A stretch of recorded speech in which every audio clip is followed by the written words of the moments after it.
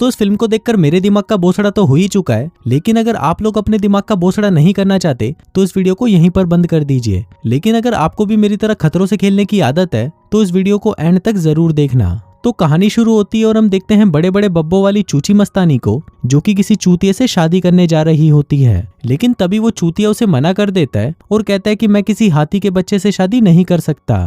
अब ये देखकर चूची मस्तानी चिल्लाने लगती है, लेकिन तभी हम देखते हैं कि वो तो सिर्फ एक बुरा सपना देख रही थी। अब चूची मस्तानी उठकर बाहर आती है और अपनी डायरी में कुछ लिखना शुरू करती है। वो लिखती है कि मुझे इस बार भी एक बुरा सपना आया कि मेरी कभी भी शादी नहीं होने वाली, लेकिन मैं चाहती हूँ कि मुझे भी मेरे सपनों का राजकुमार मिले जो मुझसे शादी करे और मुझे दिन रात घोड़ी बनाए। इसी दौरान वो सामने के घर में एक बुढ़िया को देखती है जो कि शादीशुदा नहीं थी और हमेशा अकेली रहती थी। अब उस बुढ़िया को देखकर चूची मस्तानी कहती है कि नहीं, मैं इस जैसी कभी नहीं बनूंगी, मैं बाहर जाऊंगी और जो भी चूतिया मुझे पहले दिखेगा मैं उसे दबोचकर रगड़ दूंगी। जिसके बाद चूची मस्तानी नाचते हुए बाहर जाती है और लड़कों के पास जाकर उन्हें अट्रैक्ट करना शुरू कर देती है। लेकिन उसके 200 किलो के बब्बे और 500 किलो की गांड देखकर कोई भी उसकी तरफ अट्रैक्ट नहीं होता और सभी उससे पीछा छुड़ाकर वहां से भागने लगते हैं। अब क्योंकि चूची मस्तानी को किसी भी लड़के ने भाव नहीं दिया था, इसलिए वो निराश होकर एक कैफे में जाती है जो कि उसके बाप का ही था और वो वहां पर वेट्रेस का काम करती थी।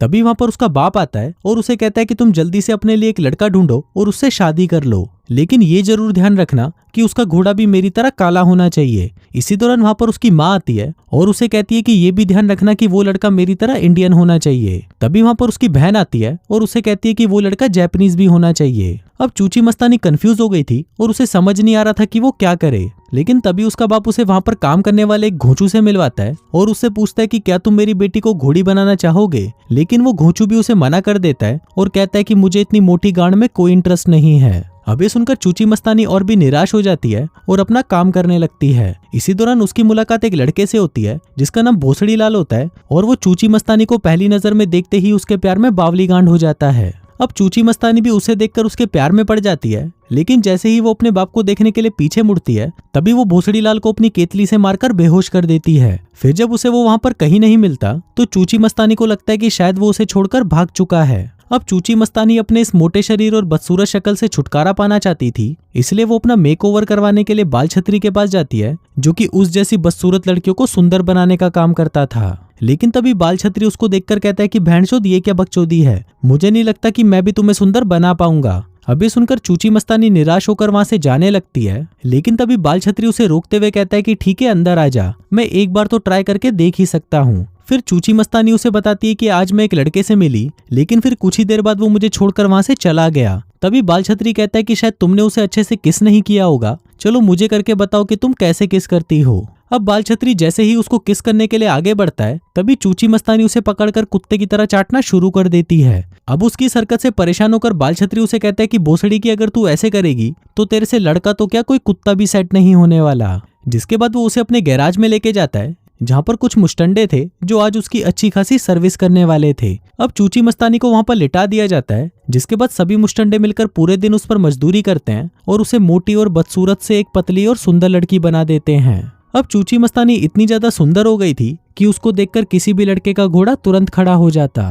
फिर चूची मस्तानी एक डेट कंपटीशन में जाती है जहाँ पर उसी की तरह बाकी की खूबसूरत लड़कियां भी आई हुई थीं और अगर उनमें से कोई भी ये कंपटीशन जीत जाएगा तो उसे भोसड़ी लाल के साथ आज रात को डेट पर जाने का मौका मिलेगा। अब वहां पर भोसड़ी लाल को बुलाया जाता है जो कि वहां पर एक एक करके सभी लड़कियों से मेल मिलाप करता है, लेकिन उसे उनमें से सिर्फ चूची मस्तानी ही पसंद आती है, इसलिए वो उसे छोड़कर बाकी सभी लड़कियों को बंदूक से उड़ा देता है। अब चूची मस्तानी और भोसड़ी लाल साथ में डिनर करने के लिए एक रेस्टोरेंट में जाते हैं, लेकिन बातों के दौरान भोसड़ी लाल के पिछवाड़े में पता नहीं कौन सी चुल मचती है, वो अचानक से पूरा ही बावली गांड हो जाता है और चूची मस्तानी के सामने चूतियों वाली हरकतें करने लगता है। फिर डिनर के बाद जब वो दोनों बाहर घूम रहे होते हैं तभी चूची मस्तानी के भी पिछवाड़े में अचानक चुल सी मचती है और वो जाकर सामने खड़े हुए भिखारी को पीटने लगती है। अब ये देखकर भोसड़ी लाल भी उसके पास आ जाता है, जिसके बाद पहले तो वो दोनों उस भिखारी को कुत्ते की तरह मारते हैं और फिर वो उसकी दारू की बोतल लेकर वहां से भाग जाते हैं। फिर वो दोनों एक दूसरे को चूसते हुए अपने घर पर आते हैं, जिसके बाद वो दोनों पूरी रात पलंग तोड़ घचाघच करते हैं। अब पूरी रात मजदूरी करने के बाद जब अगली सुबह भोसड़ी लाल मूतने के लिए बाथरूम में जाता है तो वो वहां पर चूची मस्तानी की बड़ी वाली कच्ची को देखता है और उसे देखकर वो समझ जाता है कि ये वही चूची मस्तानी है जो उस दिन उसे कैफे में मिली थी। इसके बाद वो दोनों चूची मस्तानी के पेरेंट्स से मिलने जाते हैं, जहां चूची मस्तानी की माँ भोसड़ी लाल से पूछती है कि क्या कल रात तुमने मेरी बेटी को घोड़ी बनाया था। जिसके बाद वो उसे एक डिब्बी देती है और कहती है कि इसमें तुम अपने मुठ का सैंपल ला कर दो ताकि हम ये चेक कर सकें कि तुम बच्चा पैदा करने के लायक हो भी या नहीं। अब भोसड़ीलाल जैसे ही उसको लेकर बाथरूम में जाता है तभी वो वहां पर उनके बिल्ले को देखता है जो कि उनकी कमोड में बैठकर टट्टी कर रहा होता है। फिर वो सभी साथ में मिलकर लंच करने लगते हैं, जिस दौरान भोसड़ीलाल को वहां पर रखा हुआ एक बहुत बड़ा वाज दिखाई देता है। तभी चूची मस्तानी की माँ बताती है कि इसमें मेरी सासू माँ की अस्थियां पड़ी हैं। फिर भोसड़ीलाल माहौल को शांत करने के लिए वहां पर शैंपेन खोलने लगता है, लेकिन तभी उसका ढक्कन सीधा जाकर उनके वास पर लगता है और वो नीचे गिरकर टूट जाता है। तभी उसके अंदर से चूची मस्तानी की दादी निकलती है जो कि सूखकर पापड़ बन चुकी थी। तभी उसकी दादी के ऊपर उनका बिल्ला आता है और निरोध लगाकर उनको बजाना शुरू कर देता है। भैंचोद पता नहीं क्या क्या हो रहा है इस मूवी में। अब डिनर करने के बाद भोसड़ीलाल चूची मस्तानी को एक ज्वेलरी शॉप में लेके जाता है और उसको एक रिंग देकर उसे शादी के लिए प्रपोज कर देता है, जिस पर चूची मस्तानी भी उसे हाँ कर देती है।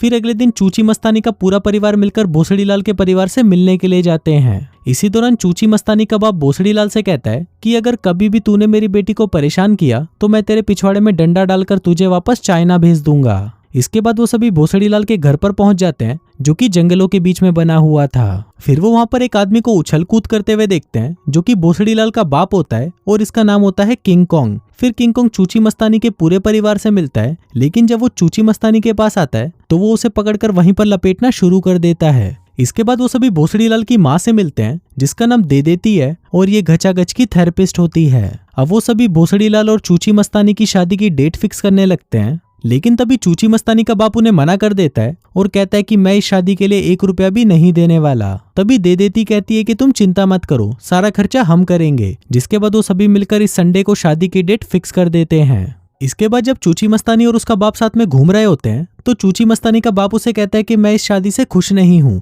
इसलिए मैं चाहता हूँ कि तुम निकी से शादी करो। और ये वही चोमू है जो उनके कैफे में काम करता था। फिर निकी उससे पूछता है कि क्या तुम मेरे लिए घोड़ी बनने को तैयार हो, लेकिन चूची मस्तानी उसे मना कर देती है और वहां से चली जाती है। इसके बाद हम दे देती को देखते हैं जो कि चूची मस्तानी की माँ से पूछ रही होती है कि आखिरी बार तुमने घचाघच कब किया था। उसकी माँ कहती है कि काफी साल हो गए। जिसके बाद वो उसे अपनी गुफा दिखाती है जिसमें अब जाले लग चुके थे। फिर हम चूची मस्तानी और भोसड़ीलाल को देखते हैं जो कि भोसड़ीलाल की दोस्त से मिलने एक रिजॉर्ट में जाते हैं। तभी वहां पर आती है हूत की सौदागर जो कि भोसड़ीलाल की एक्स गर्लफ्रेंड थी और दिखने में इतनी ज्यादा सुंदर थी कि उसका कटीला बदन देखकर भोसड़ीलाल वहां पर खड़ा खड़ा ही अपना पानी छोड़ देता है। अब हूत की सौदागर को देखकर चूची मस्तानी उसे कहती है कि चूतिए तूने इस जैसी पटाखा को छोड़ कैसे दिया। इस पर भोसड़ीलाल कहता है कि मैंने इसे नहीं छोड़ा, इसने खुद ही मुझे धोखा दिया था। फिर हूत की सौदागर उन दोनों के पास आती है और उनके सामने पूरी नंगी हो जाती है। अब दोस्तों मैं तो आपको वो सीन नहीं दिखा सकता, लेकिन मुझे देखने में बहुत मजा आया। इसके बाद हूत की सौदागर और चूची मस्तानी साथ में शॉपिंग करने जाते हैं।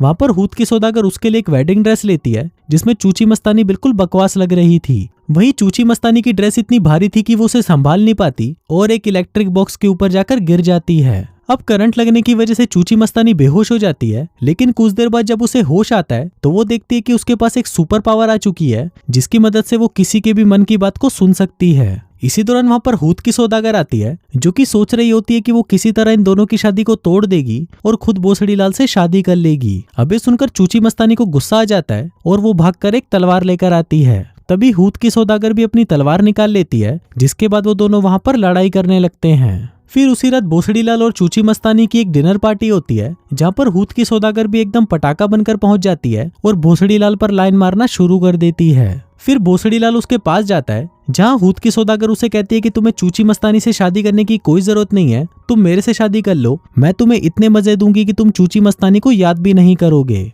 लेकिन भोसड़ीलाल उसे मना कर देता है और कहता है कि मैं सिर्फ चूची मस्तानी से ही प्यार करता हूँ और उसी के साथ ही शादी करना चाहता हूँ। फिर अगला दिन चूची मस्तानी की शादी का दिन था, लेकिन जैसे ही वो सुबह उठती है वो देखती है कि उसके मुंह पर एक बड़ा सा पिंपल उगा होता है। फिर वो जैसे ही उसको फोड़ने की कोशिश करती है तभी वो उड़ते हुए दीवार से टकराती है और बाहर चली जाती है। वहीं दूसरी तरफ हम भोसड़ीलाल को देखते हैं जो कि चूची मस्तानी का वहां पर वेट कर रहा होता है। लेकिन तभी वहां पर हूत की सौदागर आती है और उसे कहती है कि चूची मस्तानी तुम्हें डिजर्व नहीं करती, इसलिए तुम मुझसे शादी कर लो। लेकिन भोसड़ीलाल उसे मना कर देता है और कहता है कि मैं तो सिर्फ चूची मस्तानी से ही शादी करूंगा। तभी हूत की सौदागर कहती है कि चलो तुम मुझसे शादी तो मत करो, लेकिन क्या आखिरी बार मैं तुम्हें किस कर सकती हूँ। अब भोसड़ीलाल उसे हाँ कर देता है, जिसके बाद वो दोनों एक दूसरे को चूसने लग जाते हैं। लेकिन तभी उन्हें ऐसा करते हुए चूची मस्तानी देख लेती है और भोसड़ीलाल से गुस्सा होकर वहां से चली जाती है। अब ऐसे ही कुछ दिन बीत जाते हैं, लेकिन चूची मस्तानी भोसड़ीलाल से अब तक गुस्सा ही रहती है। वहीं भोसड़ीलाल भी रात को चूची मस्तानी के घर के सामने खड़ा होकर हनी सिंह का वॉल्यूम 1 बजाता है,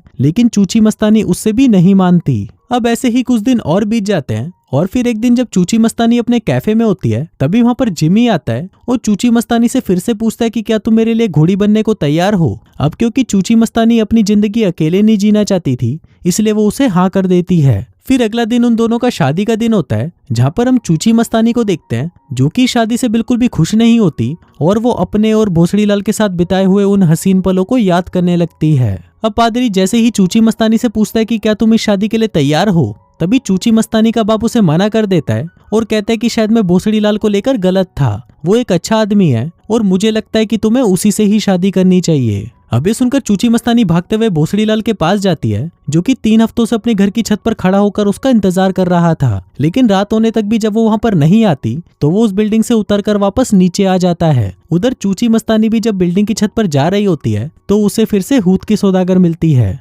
लेकिन तभी चूची मस्तानी उसे पकड़कर नीचे फेंक देती है और कहती है कि भोसड़ी की मेरे बंदे से दूर रही हो। जिसके बाद वो भागती हुई जब छत पर पहुंचती है तो वो देखती है कि भोसड़ीलाल वहां पर नहीं होता। वहीं दूसरी तरफ भोसड़ीलाल नीचे आ जाता है और सड़क पर खड़ा होकर भगवान से चूची मस्तानी को मांगने लगता है। इसी दौरान ऊपर चूची मस्तानी का पैर फिसलता है और वो सीधा आकर भोसड़ीलाल की बाहों में गिरती है। फिर भोसड़ीलाल उसे फिर से प्रपोज करता है और पूछता है कि क्या तुम मुझसे शादी करना चाहोगी, जिस पर चूची मस्तानी उसे हाँ कर देती है। फिर फिल्म के लास्ट सीन में हम देखते हैं कि भोसड़ीलाल और चूची मस्तानी एक दूसरे से शादी कर लेते हैं और फिर खुशी खुशी एक दूसरे के साथ रहने लगते हैं। और कुछ इसी तरह से ये वाहियात बकवास चूतिया सी फिल्म यहीं पर ही खत्म हो जाती है।